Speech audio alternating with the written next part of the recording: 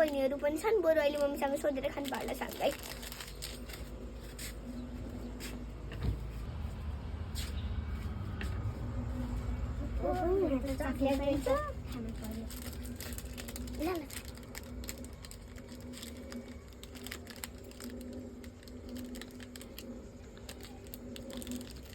कस्तो मिठो रहेछ नि अघि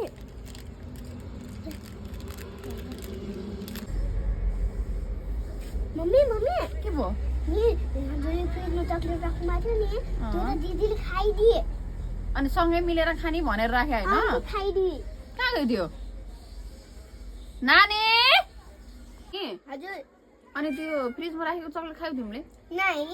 अनि बहिनीहरू सबै सँगै भाइ बेला खाने भनेर ल्याएर राखे हैन मलाई खाएकै छैन उही कति मिठो थियो होइन अघि एकदम मिठो थियो मैले खाएकै छैन यिनीहरूले मलाई जहिले यस्तै गराउँछ